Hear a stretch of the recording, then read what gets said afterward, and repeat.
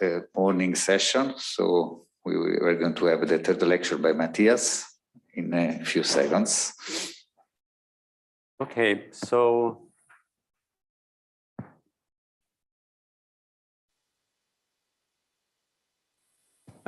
very good. So last time, remember, we looked at ADS3 cross S3 cross T4.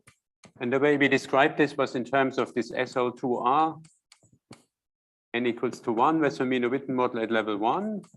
And then the SU2 supersymmetric Wessel-Witten model at level 1 plus T4 on the worldsheet.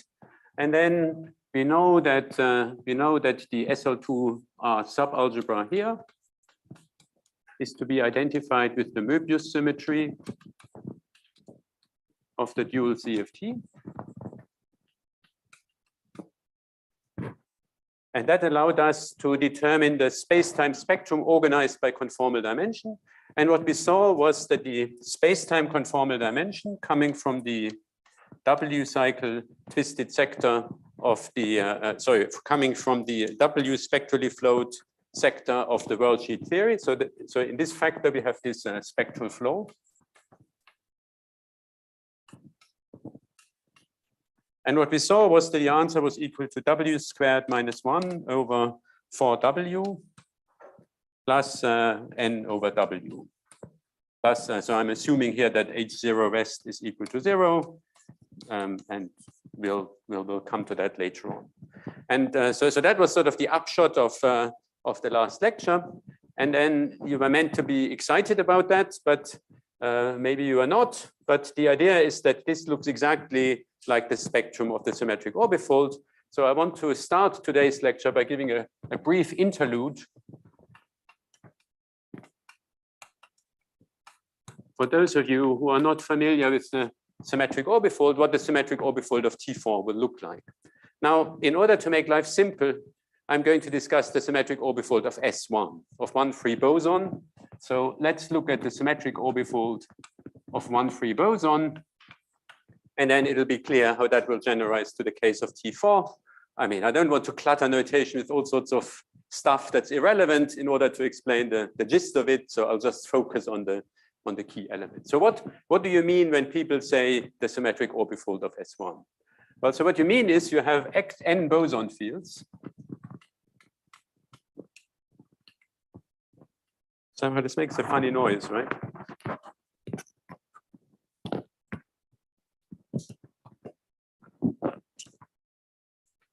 But let's hope it'll be better.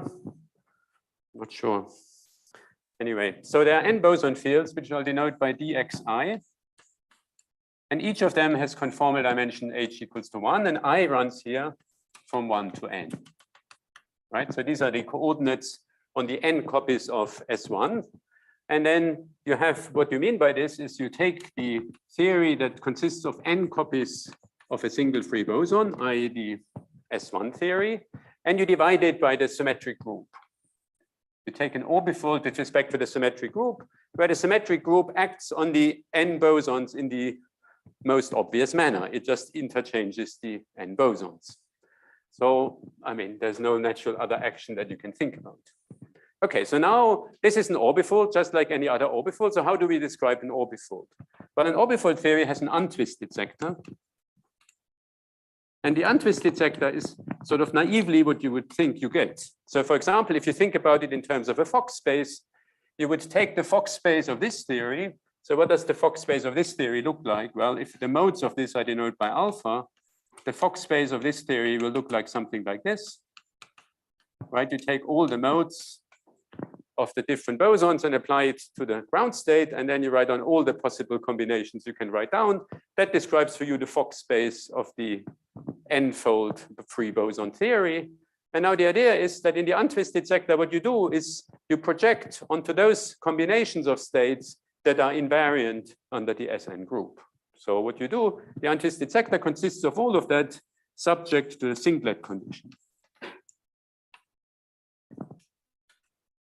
being invariant under the Sn group action, where the Sn group action acts on the upper indices only. It exchanges the copies of the fields. So that's the That's the obvious untwisted sector, like you always describe it in any orbifold theory. Now, as you know, the untwisted sector somehow doesn't describe all of the orbifold theory, because you're thinking of closed strings living on this quotient manifold.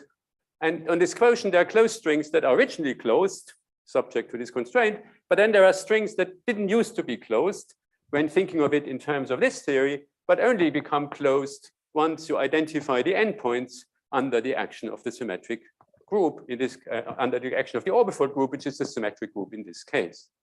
Now, generally, you know that the twisted sectors are labeled by conjugacy classes of the orbifold group. Now, people are probably most familiar with abelian orbifolds. If the group is abelian, then the conjugacy classes are in one-to-one correspondence with the group elements. And the correct generalization to a non-abelian orbifold group is that you label the twisted sector by conjugacy classes. Conjugacy classes consist of all those group elements that, upon multiplication by h and h to the -1 from left and right, get mapped into one another. So the untwisted sectors are in one-to-one correspondence with the conjugacy classes of Sn. Now, what are the conjugacy classes of Sn? Sn is a permutation group, and you can write any permutation as a product of cycles. So, I mean, for example, you can write any permutation, for example, as 1, 2, 4, 7, 3, 5, 1, 2, 3, 4, 5, and then 6, for example. That would be an element of S7. And any permutation in S7 you can write in terms of its cycle. You start with the first element, it goes wherever it goes. Then this element goes wherever it goes. This element goes wherever it goes. And at some stage you come back, and then you start with the next one that's left over, and so on. So any permutation you can write in terms of products of cycles. And if you think about it, under the conjugation, the structure of the cycles doesn't change. The only thing that changes if you conjugate with this with an arbitrary element in S7 are the specific numbers that appear here. Because if you think about it, if you conjugate it, you just rename 1 to 7 up to by something else, then you do the original computation, your permutation, and then you re-unname. So therefore, it's clear that a conjugacy class, that different permutations with the same cycle shape sit in the same conjugacy class because they're clearly conjugate to one another. And you can prove that that's basically all the identification you get from the conjugacy classes. So the conjugacy classes of Sn are in one-to-one correspondence with cycle shapes, and are therefore in one-to-one correspondence with permutations, with partitions of n, of writing n in terms of a sum of positive integers, and the positive integers are just the length of the cycles in which you decompose any given permutation. Yes.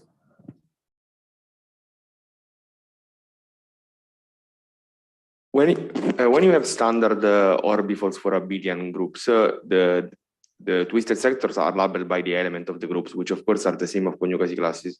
Can you clarify why in the non-abelian case, what labels the twisted sector are the conjugacy classes and not just the element of the group?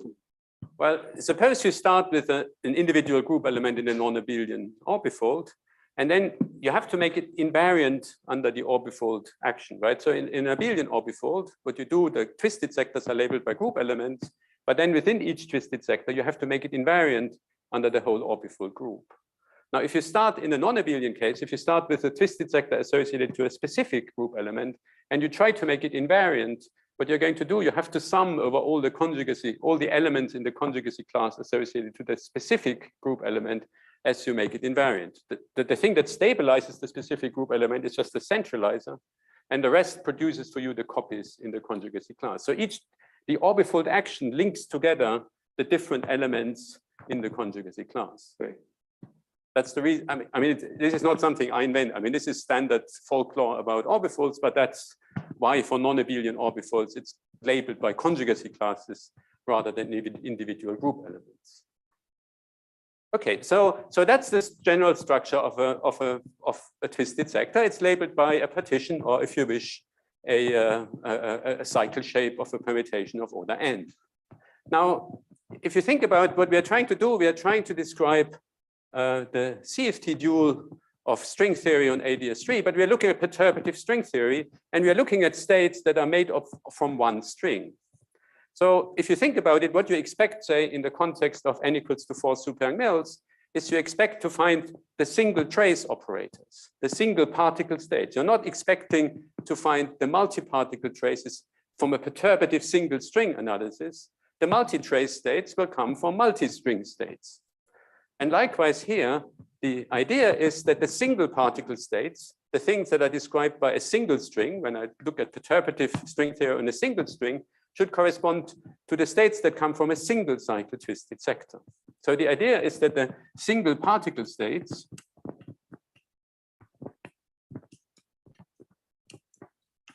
are those that have whose conjugacy class is of this type, where I use the usual convention that you don't actually write cycle of length 1. Cycles of length 1 always make up the number. Everybody you don't write out sits in a cycle of length 1.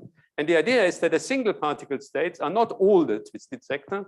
They're those twisted sector that correspond to a single cycle of length, arbitrary length, and nothing happening in the rest. And then you see so this will be a 2-particle state because this consists of 2 non-trivial cycles, and correspondingly the multi-particle states come from the sectors where you multiply the cycles together. That's the closest analog to multi-trace versus single trace in n equals to 4.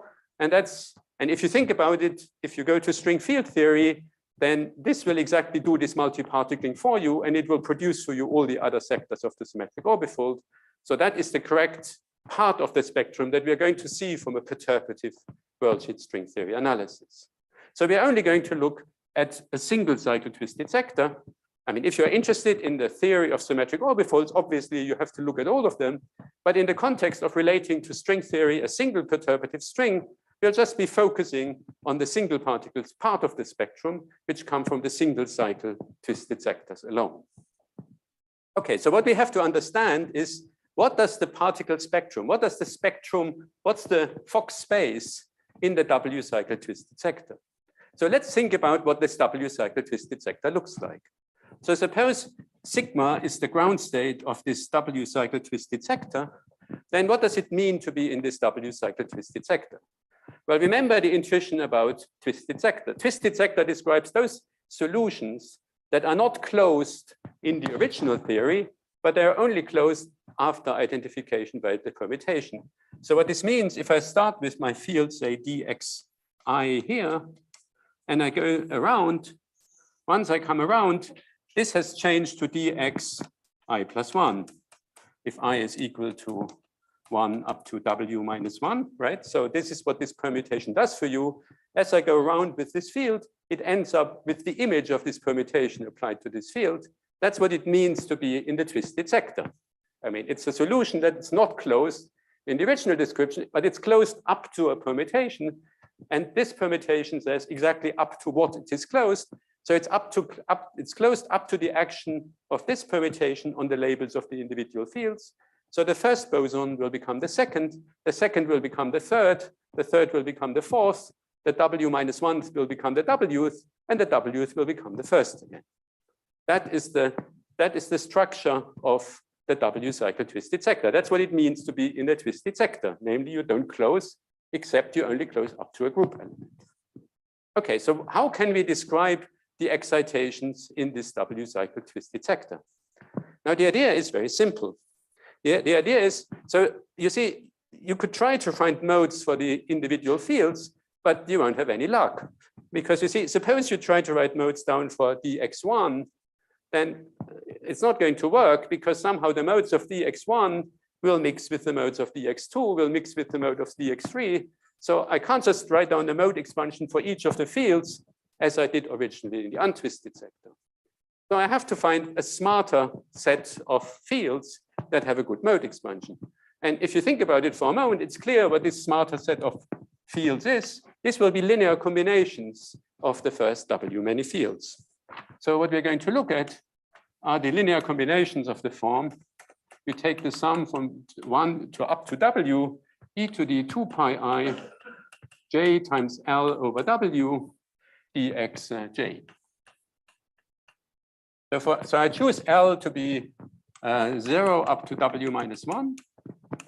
And for each such L, I look at this specific linear combination of fields. I mean, I'm obviously free to look at any linear combination of fields. This is all linear, this vector space. I just decide, instead of working with dx1, dx2, dx3, where I mean with the curly bracket, I now look at dx straight bracket 1, which is a linear combination of all the curly bracket ones. And now if you think about it, what happens with dxl as I take it around? So if I take dxl around the point sigma, what happens? Well, it'll become the sum.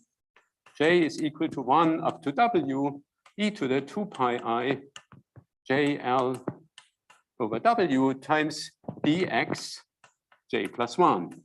With the understanding that I periodically identify by w, which is fine. You see, this is periodic in w. So whether this is w or this is 0 or w doesn't make a difference. Shifts by w drop out because they have the same phase. Right? That's what happens if I look at this linear combination. I take it around this field sitting in the W cycle twisted sector. It comes rearranged because every of the field has moved up one in the list. But now you see this is easy to rewrite. So this I write as e to the minus 2 pi I j over w. E to the minus 2 pi I l over w times the sum from j is equal to 1 to w e to the 2 pi I j plus 1 L over W dx j plus 1. Right? I just multiply by e to the 2 pi I L over W and e to the minus 2 pi I L over W. So I haven't done anything. But now you recognize that this is just the original field itself. Right? I've just relabeled my summation, running now from one step further, but it doesn't matter because it's periodic in W. So what you see is that these linear combinations of fields, they have a simple monodromy as I take them around this point, and the monodromy is simply the e to the minus 2 pi L over W. So they pick up a phase as I take them around the twisted sector field. Now, what does this mean if I write them in terms of modes? Well, remember, so this is a spin 1 field. So this spin 1 field, I should still be able to write as a sum over R, d alpha straight bracket L R z to the minus R minus 1, right? I mean, a spin 1 field has a mode expansion where you have a minus 1 here. A spin H field has a mode expansion where you have a minus H here. So this is, we haven't changed the conformal dimension. This is just a linear sum, a linear combination of spin 1 fields. So it's still a spin 1 field. So I can ask what happens when I take that around. Well, when I take that around, I just replace z by e to the 2 pi I z, because I just go once around the origin. So this will go to the sum over R, alpha L R, e to the minus 2 pi I R times z to the minus R minus 1, right? This happens. So here I'm taking z around. And what this means, I multiply z by e to the 2 pi I z, which is what happens if you go around the origin once. But now you see this has to be equal to what we've just seen, e to the minus 2 pi I L over W times the sum over R, alpha RL, z to the minus R minus 1, because it has to be equal to the field up to this phase. But now if you compare the two sides, you see what you learn is that this phase has to be equal to that phase. You see the rest of the sum is exactly the same. So what this tells you is that this linear combination, if I think about it in terms of modes, has modes that are not integer moded anymore, but their mode numbers are such that e to the minus 2 pi I R is equal to e to the minus 2 pi I L over W. So what this tells you is that alpha L R has modes where R runs in L over W plus integer. Right? Because these are exactly the modes that, I mean, if I was deliberate vague, I just introduced this label R. I didn't call it N for a reason, because as you see, in general, it's not an integer. It's whatever is required to have the right monodromy. And what's required to have the right monodromy is that R has to be equal to L over W mod integer. So you see what has happened in the W cycle twisted sector. originally we had W many fields that sort of were part of the game. You can always ignore the rest of the fields. They're just going along for the ride. They're not doing anything. They're just concentrated on the first W fields. So originally we had the first W fields, all of them were integer moded. And in the L cycle twisted sector, sorry, in the W cycle twisted sector, what we end up are new fields where L runs from 0 up to W minus 1, but they look like the original field, like one original field, except that they have a fractional mode number. And you see, in some sense, it's now redundant to introduce this label L here, because you see, another way of saying this is that you now just have modes alpha R, where alpha R is an element in Z over W, right? Any value of the form Z over W will appear, and that just tells you which L you are talking about. You're talking about the L for which the R mode you've written down is of the form L over W plus Z. So what has happened is, instead of having W many integer modes, you have one mode, which is now W fractional. I mean, in some sense, we still have the same number of modes. I mean, originally you had W many things all integer moded. Now you have one thing, but it's much finer moded. It's moded in units of 1 over W, because that's exactly what this gives you. And I'm accounting for all the fields. And just have reorganized them so that they have a good mode expansion. Yes.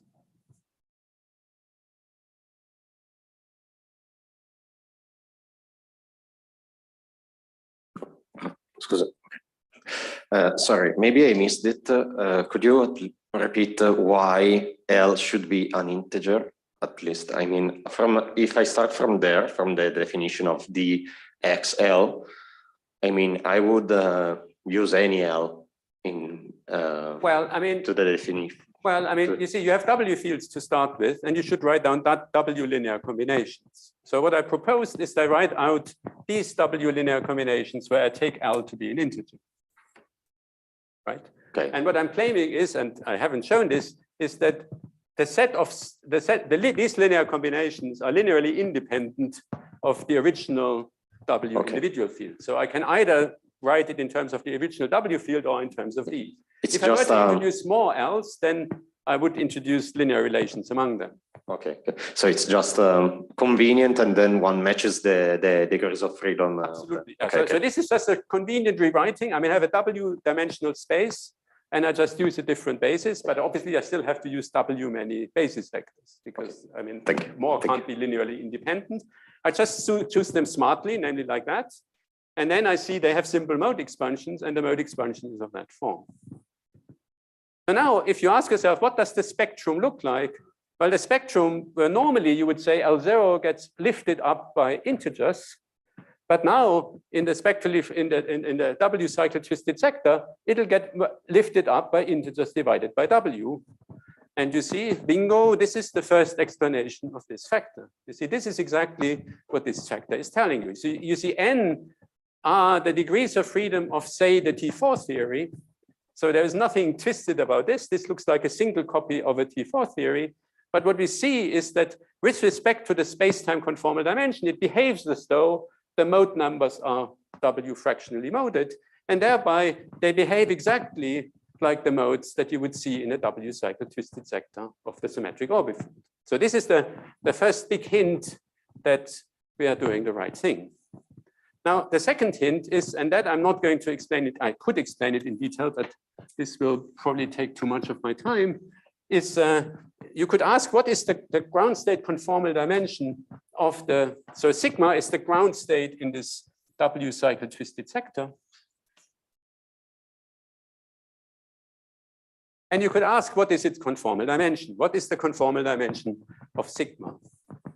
And what you find is that, and I mean, on a certain level, you are familiar with this, because you see, when you go from the Neveu-Schwarz sector to the Ramond sector, that you're doing basically the same thing, right? Instead of having half integer moded fields, you have now integer moded fields. And you can ask, and you know, there's a Casimir energy involved in shifting the energy up from a Neveu-Schwarz sector to a Ramond sector. And likewise, you can calculate here, what's the energy shift, the ground state energy that you pick up from from being in the W cycle twisted sector. And what you find is for each boson, the shift is W squared minus 1 over 24W. I mean, there are different ways in which you can derive this formula. Probably the easiest way is to use modular techniques. You write down the character with the insertion of the orbifold element of the W cycle twist, and then you use the S modular transformation, and then you read off the conformal dimension in the in the twisted sector. And when you do this, what you find is that if you do this for a single boson, you pick up a factor that the ground state energy is W squared minus 1 over 24W. Now, that's what you get for a single boson. So for the example I've discussed here, but if you think about doing this for T4, you have 4 bosons. So you'll get 4 times as much.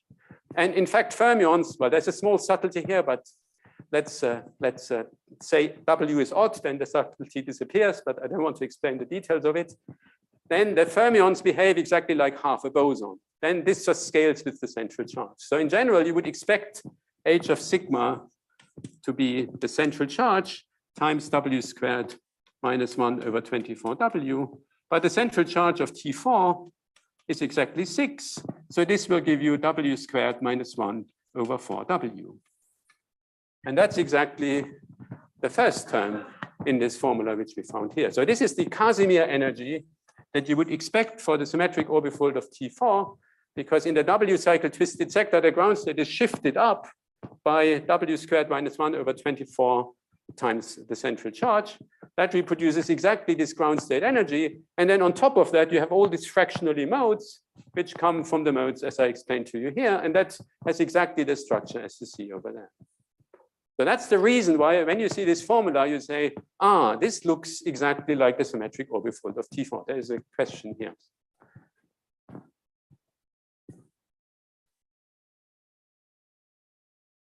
Okay, good. Can I also think of this Casimir stuff by going to covering space? Like, sure. Yeah, you can. It's Schwartzian, no? There's various ways in which you can derive this. I mean, you can derive it by the modular transformation. You can go to the covering space. You can write down the stress energy tensor in the. So I mean, the simplest way of deriving this is to write down the formula for the stress energy tensor in this sector. So this will be like this. And then you can simply work out L minus 1 on the ground state. This will not be 0 anymore. And then in order to extract the eigenvalue, you can just apply L1. I mean, the reason you look at L minus 1 and L1 is then you don't have any normal ordering ambiguities. Then it's unambiguous. And then if you work this out, I'm probably going to make a mess of it, but then you can work it out and you arrive at this result. And I'm not attempting because otherwise I'll get my factors Another wrong. thing, so maybe. So in this theory, I like a lot of vertex operators too, no? Of course. So what are they on the string in the ADS3 times S3 and so on? Well, can you see them? Well, so I mean, at this moment, we are identifying states, right? So we know for each, so the state here is characterized by which fractional modes you excite. And then according to this dictionary, that just tells you which modes where you sort of remove the fractionality, you multiply the mode number by W, were originally excited on the T4. The construction of vertex operators is an interesting one, and I'll come to that probably tomorrow. Okay. Because I want to explain how the correlation functions match, but that requires a certain number of preparations, and I'll try to explain. Okay, then I'll ask you tomorrow. Yes, please ask again if I don't explain it satisfactorily. I think there's another question over there.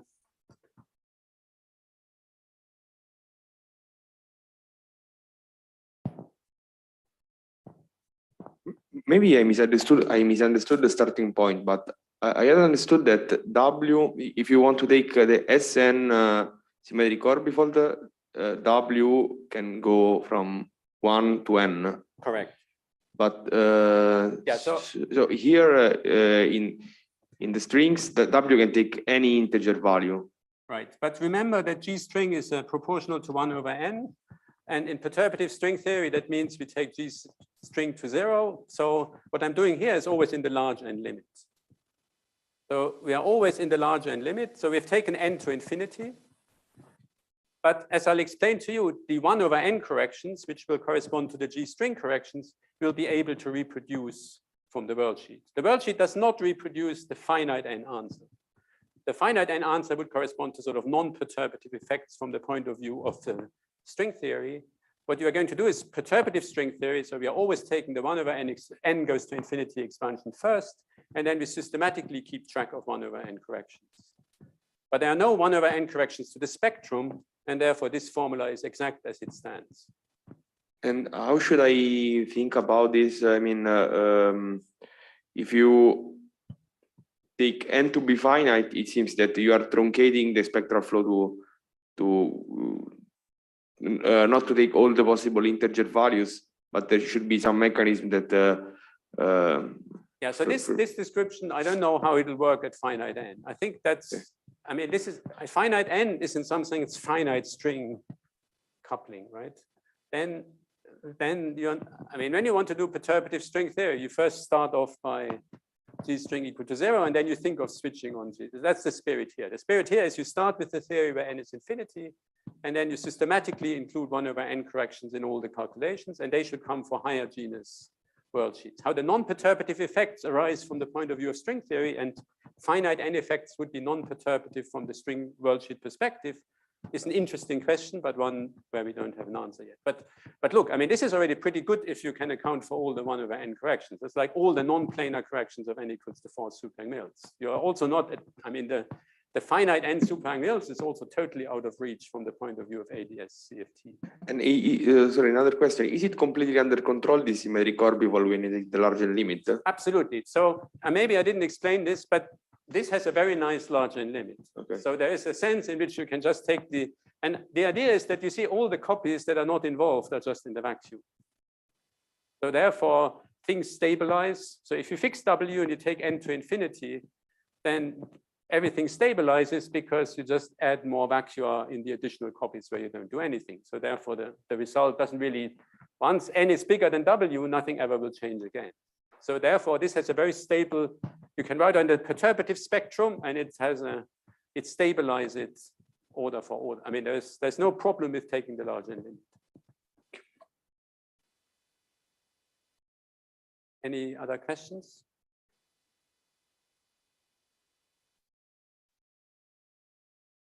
Okay, so yeah, so this looks right, but obviously I told you I cheated in a number of ways. I said that J was equal to a half. I didn't really explain to you why J had to be equal to a half plus I times 0, but I didn't explain this. And then the other question you would ask is, why are you just looking at the T4 degrees of freedom? You have all this other gunk in your worldsheet and you have this SU2 at negative level. What are you going to do about that? And this is a legitimate question. And within the context of the NSR description, at this moment, we don't have a satisfactory explanation. I can give you a heuristic explanation of it, but in view of time, I'll probably skip that. It's not totally satisfactory. It's just this answer smells to be the right answer, but the NSR description at level 1 is a little bit problematic. Let's put it that way. It has issues, the Americans would say. And so we have to do a little bit better if we really want to find a satisfactory answer. And the idea is that we use the fact that there's an alternative description for strings on ADS3 cross S3 cross T4, and that's the so-called hybrid formalism. So, I mean, this wasn't invented to solve our problem. In fact, this was invented to solve an entirely different problem. This was invented to solve a way of giving access to worldsheets that also have Ramond-Ramond background. That was what it was really invented for. But you can just take this theory and evaluate it for backgrounds with pure Navier-Schwartz flux. And in that case, the hybrid formalism involves a worldsheet theory that has a Wess-Romino-Witten model based on PSU 1,1/2 level K, plus a topologically twisted T4 theory, plus suitable ghosts. And what has been checked is that this theory, if you take K to be any number bigger than 1, this theory seems, from what one is able to check, to agree exactly with the NSR description of Maldacena or Gori. I mean, this is not a proof, but this has been checked to the extent that one can check these things. And there's very good evidence that this is a perfectly equivalent description to the NSR description for any value of K greater or equal than 2.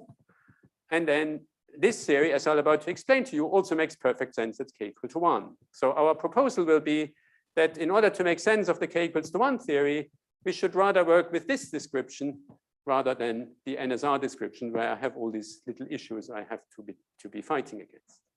Now I see from your eyes that you're a little bit scared, so let me explain to you what PSU 1,1/2 is and why it's natural that it appears, and then let me explain to you how you analyze this worldsheet theory. And you can analyze it by very similar methods than what I've done.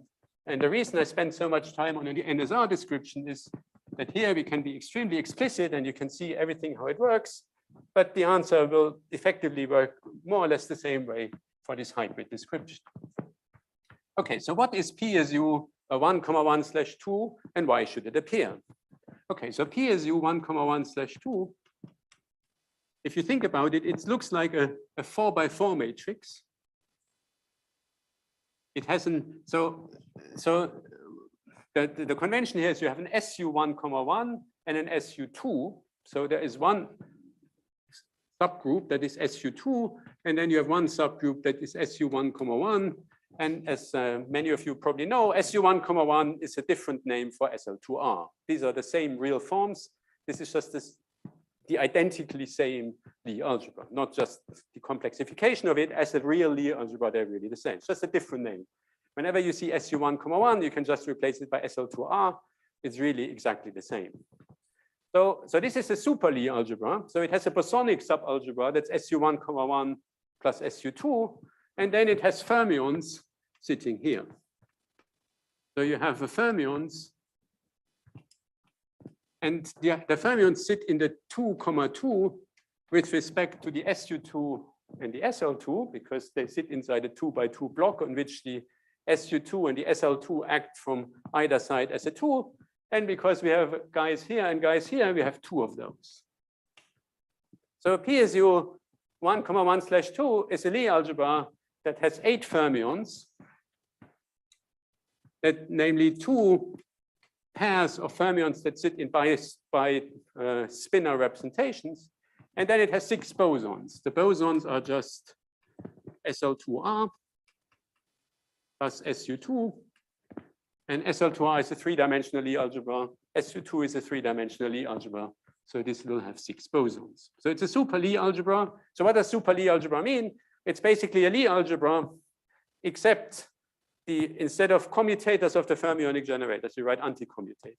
But that's it. I mean, for us, for physicists, that's not a big deal. I mean, we are used to anti-commutators or commutators. So it looks like a Lie algebra, except every now and then you have to write an anti-commutator, but then it satisfies the Jacobi identity and blah, blah, blah, all the rest of it. So it's not much more complicated than a normal Lie algebra. It just has some anti-commuting generators rather than commuting generators.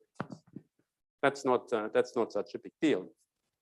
Now, why does PSU 1,1/2 appear in this context?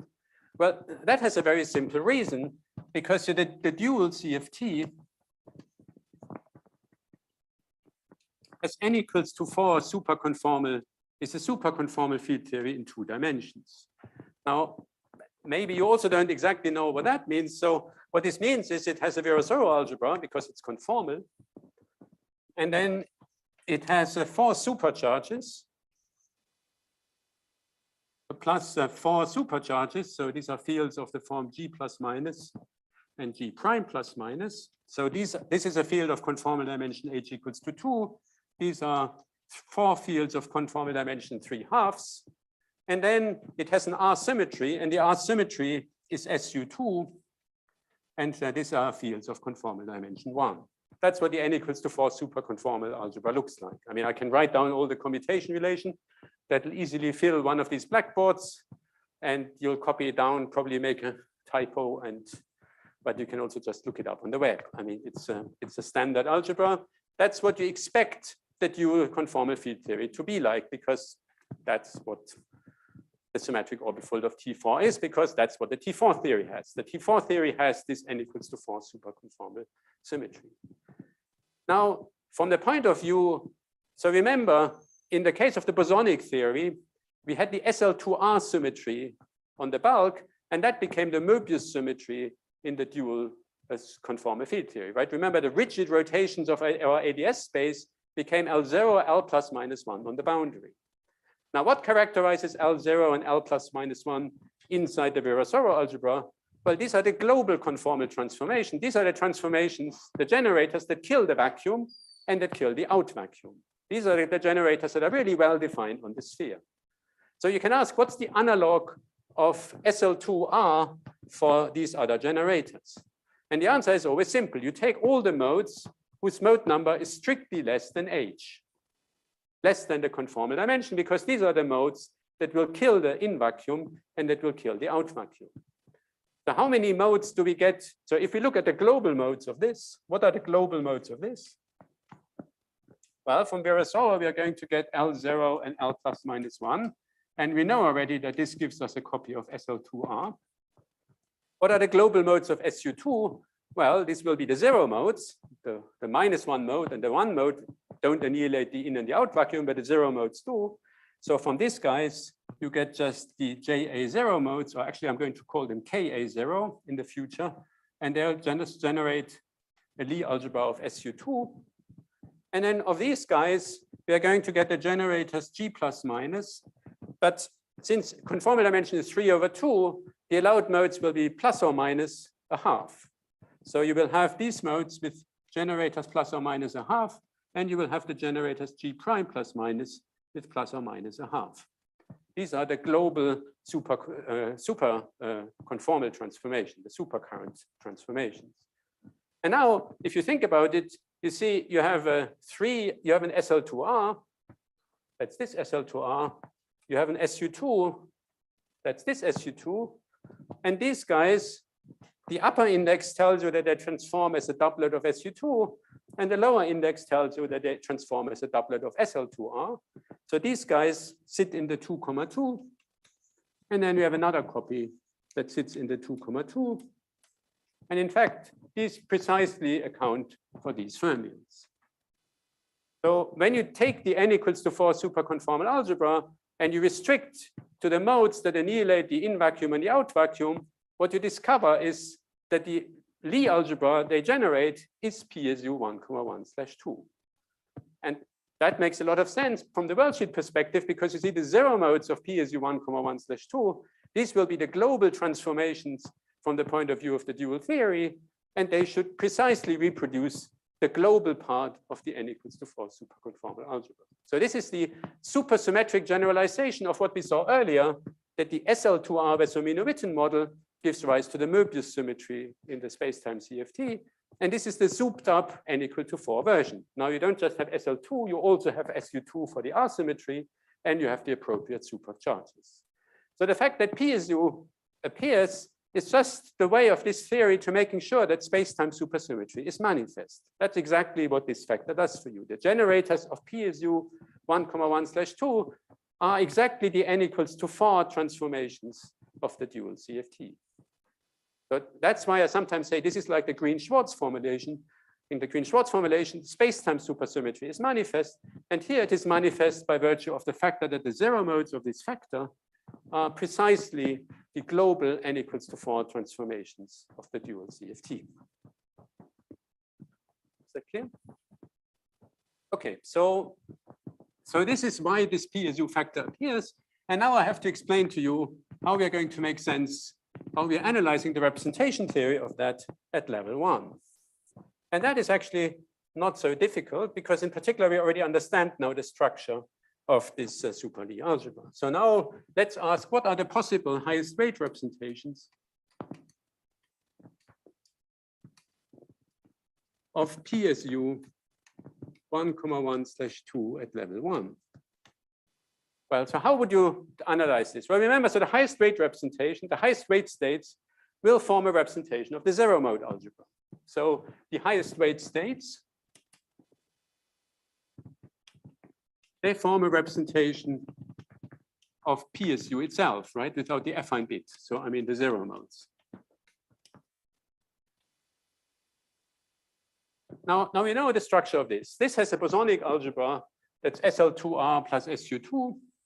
So every state we can label in terms of we label them in terms of a pair of labels. So these are the states that transform, say, in the continuous spin J representation with the parameter alpha, and in the dimension n representation with respect to SU2. So suppose I start with one state in the highest weight space, and I say it transforms in that manner.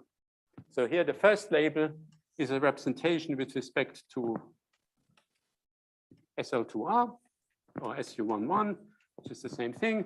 And this is the dimension. So n is equal to what you would call 2j plus 1 as a representation of SU2, right? So we can write down all the states that appear in the highest weight space in terms of representations of SL2R plus SU2, because that's the bosonic algebra that just acts. Now we have fermionic zero modes. Well, we have 8 fermionic zero modes. They sit in 2 copies of the 2,2. So what do you do when you have fermionic zero modes? Well, you make creation and annihilation operators out of them. So there will be 4 creation operators, and there will be 4 annihilation operators. And without loss of generality, I can say I start with the state that's killed by all the 4 annihilation operators, and I apply the creation operators to it. So there are 4 fermionic creation operators, and they sit in the 2,2 with respect to SL2 plus SU2. So what happens when I apply one of these creation operators, one of the 4? Well, you see, as you apply one of the 4, you're going to generate states. And because the fermionic generators sit in the representation of SL2 plus SU2, you will change the representation with respect to the bosonic algebra. So if you apply this, what will happen, you get a term that looks like J plus a half n plus 1. That's when you take the plus plus component, where the spin shifts up in both directions. Then you get C alpha J minus a half n plus 1. Then you get C alpha J plus a half n minus 1. And then you get C alpha J minus a half n minus 1. Is it clear what I'm doing here? I mean, I'm starting with this state, and I'm now applying the 4 fermionic generators. And since these generators transform in the 2,2, what I have to do is I have to take the tensor product with respect to of SU2 of the n-dimensional representation with the 2-dimensional representation. So I'm going to get either n plus 1 or n minus 1. And then I have to do the same thing for the SL2 bit. And the SL2 bit, it does exactly the same thing. So J will be shifted up by a half or down by a half. So there'll be 4 terms, because I can shift J up by a half and down by a half, and I can shift N up by 1 and down by 1, and the 2 are not correlated with one another. So I get 4 summons at the first level when I build up my Clifford representation, starting from the highest weight state and applying the fermionic creation generators once. Okay, so now I've created it once. Now let's do it again. Now, when I do it again, obviously I have to be careful, because I can't apply this exactly same fermionic generators again. So in the first line, I should expect to get 4 summons. In the second line, I should expect to get 4 choose 2 equals to 6 summons. So which 6 summons do I get? Well, the 6 summons that I get are, so there's one term where I get C alpha J plus 1. So when J gets shifted up yet another time, then I can't shift up N at the same time. So this has to go down. So this will be one term. Then there's a term where I do the opposite, where I shift the J down. So I go back to CJ, but then I go up to N plus 2. And then there is a term that goes like, then there are actually 2 terms that are of the form CJ alpha, G alpha J comma N, because there are 2 ways in which you can get it if you think about it. But it's actually not important for the following. And then you have the mirror image of that, which is GJ alpha N minus 2 plus C alpha J minus 1 N. So there are 1, 2, 3, 4, 5, 6 states at the second level. And then at the third level, you get another copy of this. And then the fourth level, you get another copy of this. This is what the sort of Clifford algebra representations of super algebras look like, right? I mean, this is like standard. Is this familiar to you? I mean, this is a standard fermionic generators on some Clifford algebra. Now, why am I belaboring this? Well, remember, we are sitting at level 1. And what do we know about the highest rate representations of SU2 at level 1? SU2 at level 1 has only 2 allowed highest rate representations. So if I just think about the SU2 factor, SU2 at level 1 has only the n equals to 1 representation and the n equals to 2 representation. These are the only possible representations at level 1.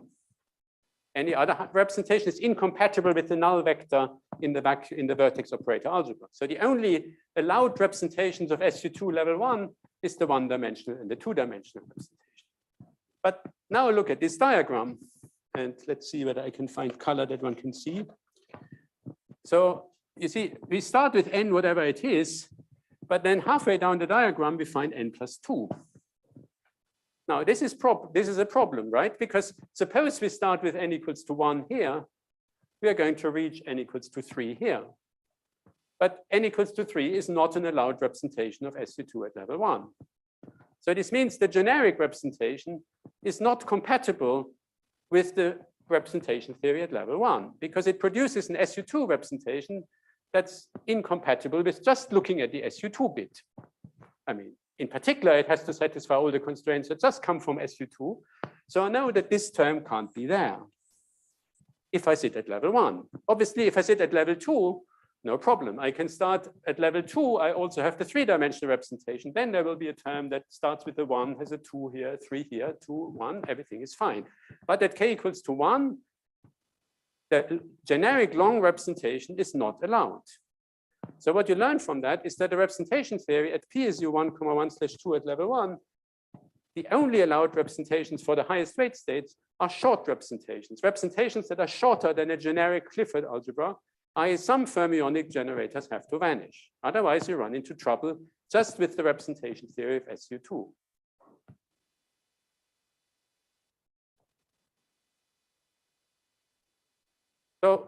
So now you can ask, okay, so you see that something special happens.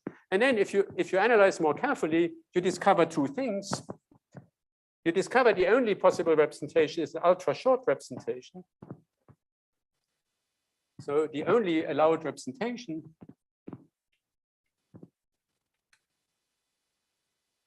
is of the form that you start with the representation CJJ in the doublet. So I'm actually writing this upside down for reasons that are a little bit more convenient. And then actually I think I was a little bit amiss here. I should have shifted the alpha values also shift by a half. So actually here there's always a plus a half. Because I mean, when you add the J3 eigenvalue also shifts by a half integer, so the alpha parameter also shifts by a half.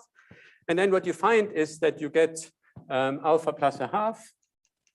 And actually what you find is that it's this representation. Same as this. Oops.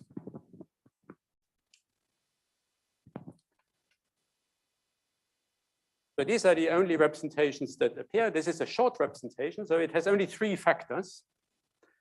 All the other fermionic zero modes vanish.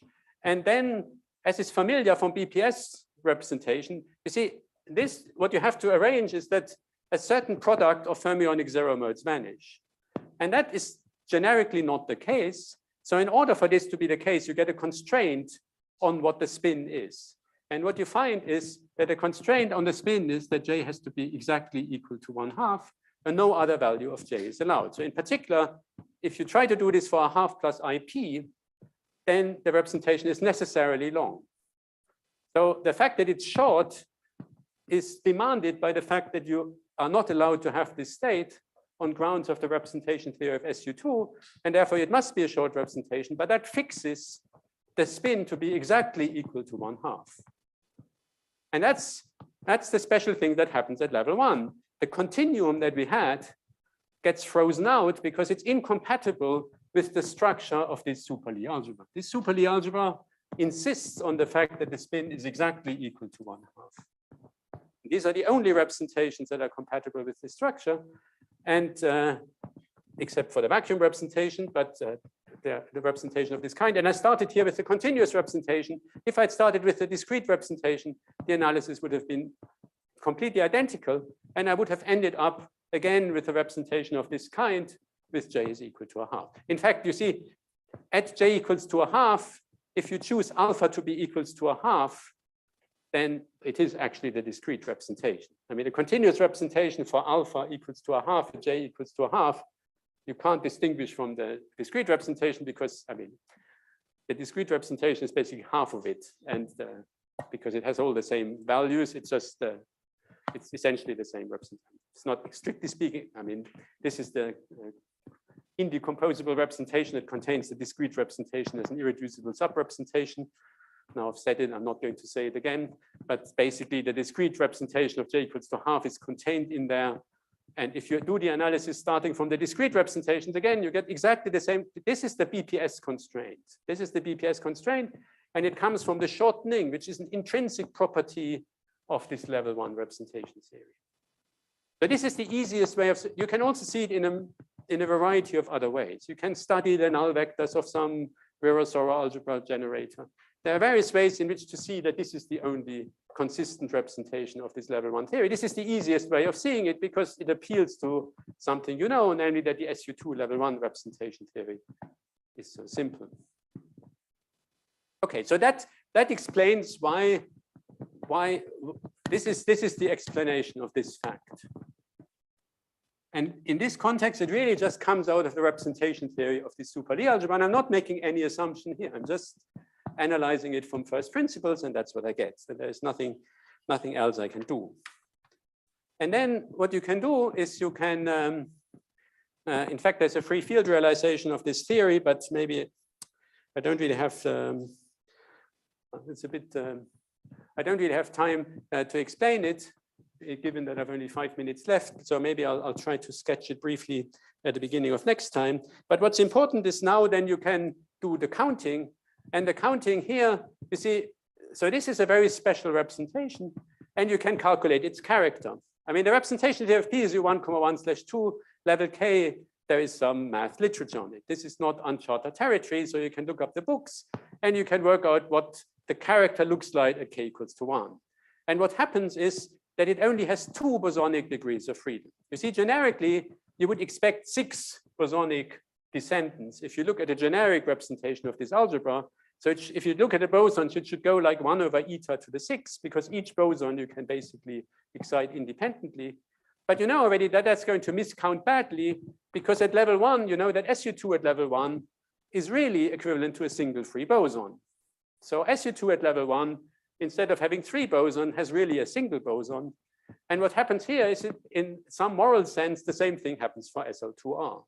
So instead of having 3 + 3 bosonic excitation modes, you have 1 + 1.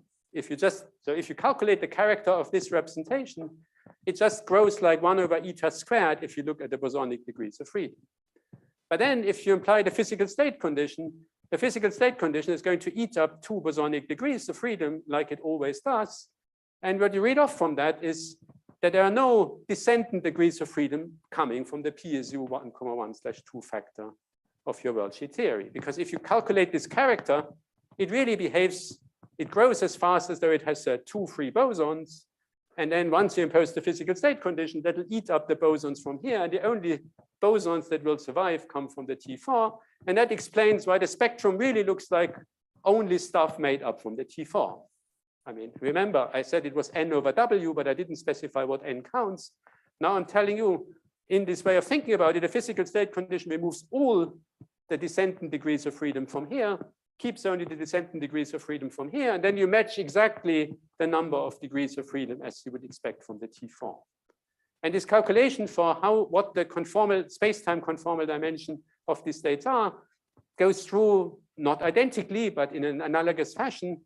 And you then end up on the nose with the single particle, the single trace spectrum of the symmetric orbifold of T4. And now there is really very little room for maneuver. I mean, we have honestly understood why this is j equals to half. We honestly understand the physical state counting, or pretty honestly understand the physical state counting condition. And we get on the nose the partition function of the single cycle sector of the symmetric orbifold of T4. So this is the sort of more honest version of the NSR description. It requires a little bit of technology, but you see, it also tells you why there was a problem with the NSR sector. You see, what this tells you is the 3-dimensional representation of SU2 is not an allowed representation for the highest weight states because it's not compatible with the structure. But if you think about it, in the NSR formulation, the fermions sit in the adjoint representation of SU2, in the three-dimensional representation of SU2. So in the NSR description, you started with degrees of freedom, which you discover from the hybrid point of view are not allowed in the first place. So therefore, the NSR description screams at you that you have to remove these fermions. You started with something you shouldn't have started with because at level 1, they are not compatible with the actual symmetry underlying the problem. So that's the reason why the NSR formulation leads to this SU2 level -1 factor. The -1 factor tells you that you have to remove some degrees of freedom. And the degrees of freedom you have to remove are the degrees of freedom you shouldn't have introduced in the first place because they're not actually allowed by the representation theory of this superconformal algebra. So this is the short answer for why the NSR description is a bit awkward and how this comes out cleanly in the hybrid formulation. So I think my time is up. So what I want to do next time is I probably briefly mention the free field realization, but then I want to concentrate on how to reproduce the correlation functions of the symmetric orbifold. So the correlation function of the symmetric orbifold you can calculate in terms of covering maps. So I'll explain to you how you can calculate correlation function in the symmetric orbifold. And then I explain to you how they arise from this specific worldsheet description. And they arise in a very transparent fashion, namely you really reproduce exactly the structure of the correlation functions of the symmetric orbifold coming from this worldsheet theory. But that's what I'll do next time. Thank you.